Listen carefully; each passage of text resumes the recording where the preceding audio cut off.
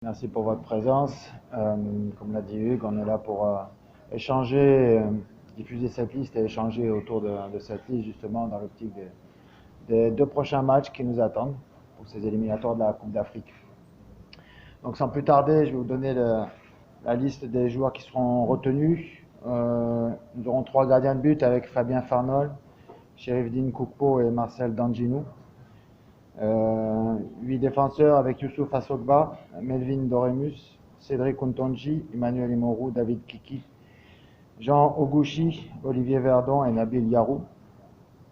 6 milieux de terrain avec Jordan Adeoti, Agossa Bonou, Cécile Almeida, Sebou Mama, Stéphane Cessignon et Anan Tidjani. Et 6 attaquants avec Yannick Aguemon, Jodel Dossou, Marcelin Coupeau, Steve Mounier, Michael Poté et Sebio Soukou. Voilà pour cette liste des joueurs qui ont été retenus pour ces 2 rendez-vous. Concernant Jules Koundé et Colin Dagba, vous savez comme moi quelle est leur position jusqu'à aujourd'hui, donc ils n'ont pas changé d'avis du jour au lendemain. Je pense qu'il faudra être patient avant qu'ils se décident réellement. Pour l'instant, ils sont engagés dans des cursus avec l'équipe de France en tête.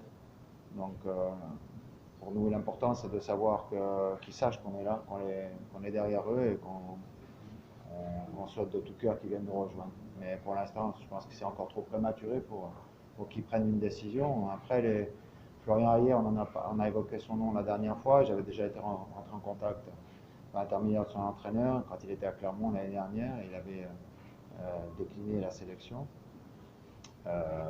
Matteo Alenvi, je le suis. Comme je suis quelques jeunes qui sont comme ça dans les réserves professionnelles.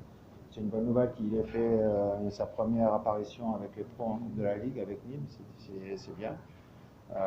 Maintenant, voilà, ce sont des joueurs que je suis. Quand j'estime qu'ils sont prêts, je les appellerai. Pour l'instant, c'était encore un peu trop tôt à mon sens. Melvin de Remus, oui, c'est un joueur que je suis allé découvrir, qui joue à Bobigny en 4e division, équivalent de l'ancien CFA, quoi, et qui fait une bonne saison avec son club. Donc je me suis déplacé pour aller le voir jouer. Il évolue au poste de latéral droit. Il est jeune, il vient juste d'avoir 23 ans. Un joueur qui mérite d'être vu, en tout cas, de voir dans le contexte de la sélection qu'est-ce qu'il est capable d'apporter.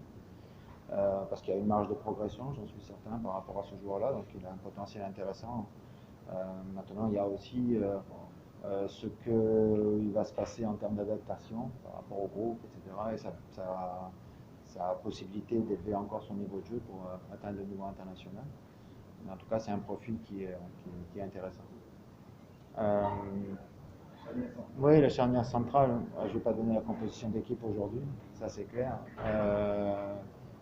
Je sais que voilà, on n'aura pas Olivier sur ce premier match. On a déjà beaucoup d'absents,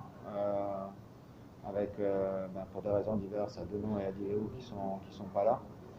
Donc on est obligé de composer et d'essayer de construire la meilleure équipe possible avec les meilleurs joueurs du moment.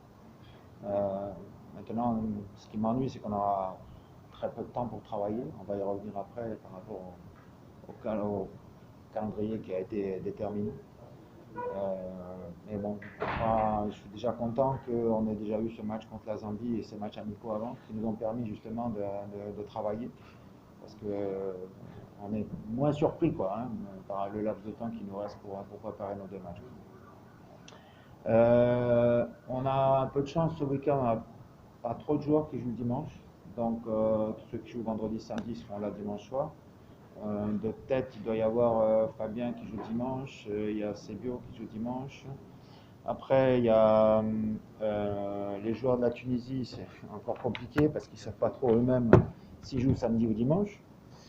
Et le troisième qui joue encore dimanche, c'est Agossa, qui joue avec Joliba dimanche aussi. Donc ces joueurs-là nous rejoindront lundi. Un déplacement vers le Nigeria est prévu donc pour mardi matin par vol affrété et de façon à ce que nous soyons là-bas aux alentours de midi 30, puisque la séance de reconnaissance du terrain sera à 17h. Donc voilà, un timing vraiment très très serré et il faut qu'on soit très pointu dans l'organisation et la logistique. Euh, oui, l'horaire du match, je vais répondre plus globalement, quoi, parce que moi-même j'étais très surpris et désagréablement du calendrier qui a été défini par la CAF. Je ne suis pas le seul, l'entraîneur du Nigeria aussi, avec qui j'ai échangé du même avis. C'est difficile de travailler dans ces conditions-là pour préparer un match. Il faut savoir que ça met en jeu aussi un peu l'intégrité physique des joueurs. Parce que si vous prenez le cas d'un joueur qui joue dimanche, il va passer toute la journée de lundi dans les transports. Parce qu'il y a des connexions, il y a du temps de vol, ça fait en moyenne de 6 à 8 heures, voire plus de vol. Donc tout ça pour jouer le surlendemain derrière. Donc c'est vraiment très très court et c'est pas tenir compte de cet aspect-là qui peut mettre en danger l'intégrité des joueurs. Et également aussi pour les gens qui travaillent, c'est difficile quoi, parce que là on peut rien faire. C'est des entraînements de récup, on est déjà projeté sur le match. On ne peut pas travailler en profondeur, on se bascule tout de suite sur le match. Vraiment beaucoup de regrets par rapport à cette décision de jouer le mercredi parce que ça, je trouve que c'est pas mettre tout le monde dans les bonnes conditions. Et puis le match à Sierra Leone, c'est pareil. La CAF a décidé que les matchs auraient lieu à 14h, 17h, 20h. Ils font leur planning par rapport aux droits de télévision. Ils ont fait leur programme sans tenir compte effectivement aussi des paramètres qui viennent mettre en difficulté l'expression des joueurs sur le terrain. Je sais qu'on a entrepris une demande pour jouer tout au moins à 17h. J'espère que cette demande va aboutir. Parce que 14h, effectivement, il fait très très chaud, mais il fait aussi très très chaud pour les deux équipes. Voilà. Au moment où on se parle, j'espère que le match aura lieu un peu plus tard.